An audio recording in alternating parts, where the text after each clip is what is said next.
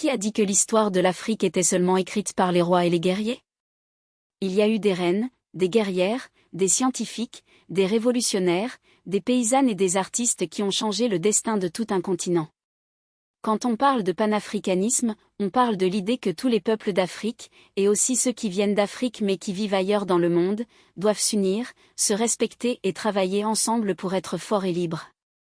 Cette idée est née il y a très longtemps, bien avant que les premiers explorateurs européens n'arrivent sur les côtes africaines. Les grands empires d'Afrique, comme l'empire du Ghana, l'empire du Mali ou l'empire du Zimbabwe, étaient déjà des exemples de panafricanisme, des royaumes différents qui commerçaient, échangeaient des idées et se protégeaient mutuellement. Mais le panafricanisme moderne, celui qu'on étudie à l'école, a commencé à la fin du XIXe siècle et au début du XXe siècle, quand des hommes et des femmes noirs, en Afrique et dans les Amériques, ont décidé de se battre contre l'esclavage, la colonisation et le racisme. Et devine quoi? Beaucoup de ces combattants étaient des femmes. Des femmes comme la reine Zinga du Ndongo, qui a résisté aux Portugais pendant des décennies, ou Yreka Azantois, la reine-mère des Ashanti, qui a mené une guerre contre les Britanniques quand ces femmes n'étaient pas juste des épouses ou des mères, elles étaient des stratégistes, des commandantes militaires, des diplomates. Pourtant, pendant longtemps, les livres d'histoire ont surtout parlé des hommes. Ce cours va réparer cette injustice et te montrer que le panafricanisme, c'est l'affaire de toutes et de tous, des filles comme des garçons, des femmes comme des hommes, des enfants comme des adultes. Parce que l'union fait la force, et que cette force doit être partagée. On va voyager dans le temps et dans l'espace, du Ghana ancien au Kenya d'aujourd'hui, en passant par les îles des Caraïbes et les rues de Paris.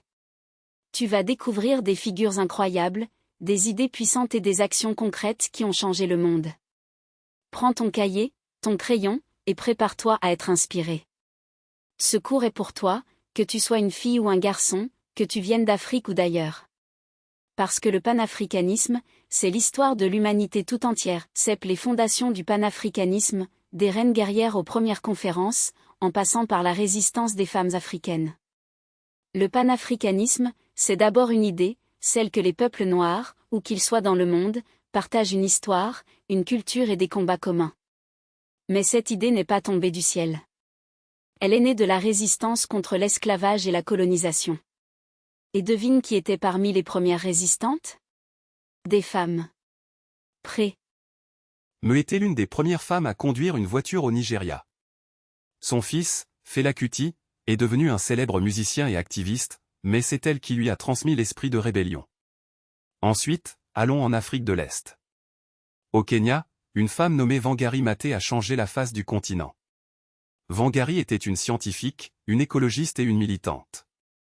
Dans les années 1970, elle a fondé le Green Belt Movement, un mouvement de femmes qui plantaient des arbres pour lutter contre la déforestation et la pauvreté.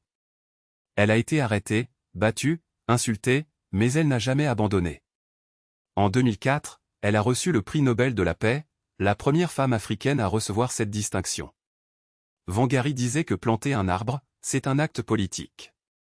Parce que prendre soin de la terre, c'est prendre soin de son peuple. C'est une forme de panafricanisme, protéger l'Afrique pour les générations futures. Et puis, il y a Ellen Johnson Sirleaf, la première femme présidente d'un pays africain, le Libéria.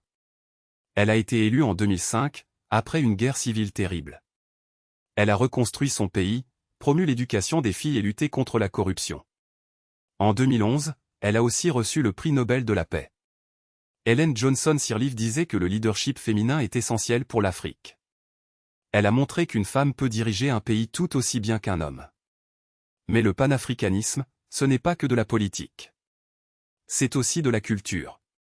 Pense à la musique, Miriam Makeba, la chanteuse sud-africaine surnommée Mama Africa. Elle a utilisé sa voix pour dénoncer l'apartheid et promouvoir l'unité africaine. Ses chansons, comme Pata Pata ou Soweto Blues, ont fait danser le monde entier tout en portant un message politique. Elle a été exilée de son pays, mais elle n'a jamais cessé de chanter pour l'Afrique. Toutes ces femmes, et des centaines d'autres, ont montré que le panafricanisme est un mouvement pour toutes et tous. Elles ont brisé les barrières de genre, de race et de classe. Elles ont prouvé que l'union des peuples africains passe aussi par l'égalité entre les hommes et les femmes. C'est les débats et les défis du panafricanisme. Quelle place pour les femmes et les minorités dans un continent en mouvement? Le panafricanisme n'a pas toujours été parfait.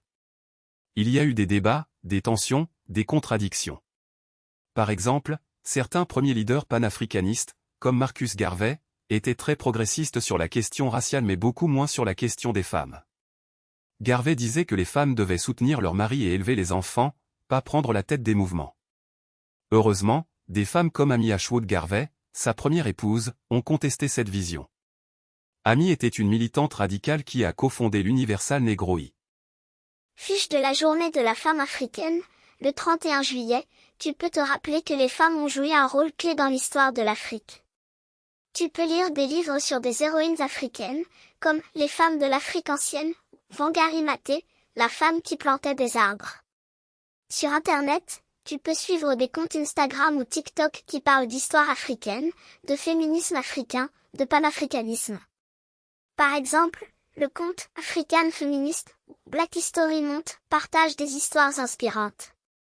Tu peux aussi participer à des projets collectifs, planter un arbre dans ton école, comme Wangari Maathai, organiser une collecte de livres sur l'Afrique pour la bibliothèque, ou écrire une lettre à un leader africain pour lui demander de protéger les droits des femmes.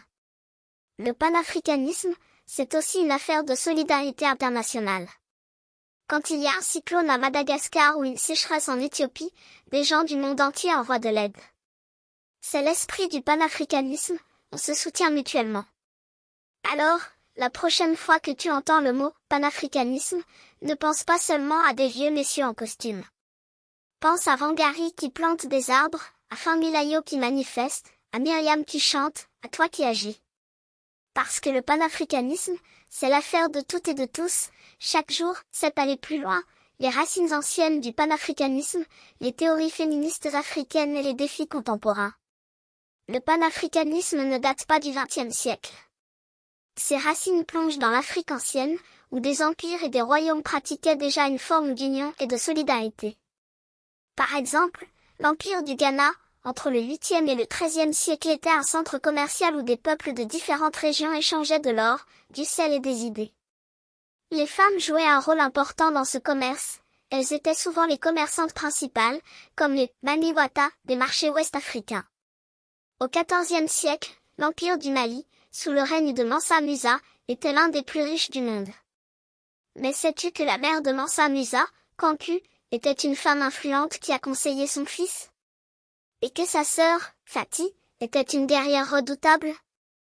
Les femmes ont toujours été là, même si l'histoire officielle les a souvent effacées.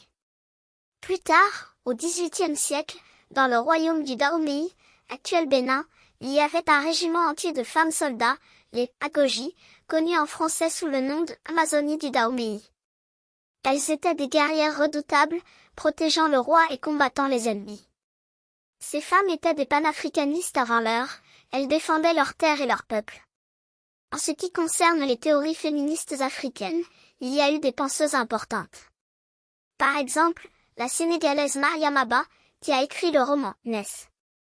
Athée, la femme qui plantait des arbres de Franck Prévost, album jeunesse, les femmes de l'Afrique ancienne de Nana Y.A. Adu, une si longue lettre de Mariam Abba, pour les plus grands, l'Afrique racontée aux enfants de Yann Arthus Bertrand.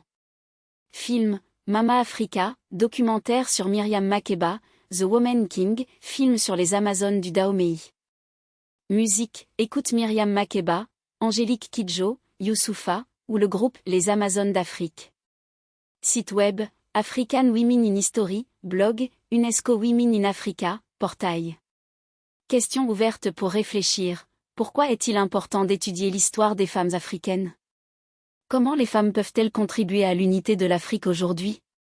Que ferais-tu si tu étais présidente d'un pays africain pour aider les femmes et les filles? Comment le panafricanisme peut-il aider à protéger l'environnement? Enfin, n'oublie pas que tu peux toi-même devenir un acteur du panafricanisme, écris une poésie sur l'unité africaine, dessine une bande dessinée sur une héroïne, ou organise une journée africaine dans ton école. Le panafricanisme est un voyage sans fin, et tu es le guide de ta propre aventure.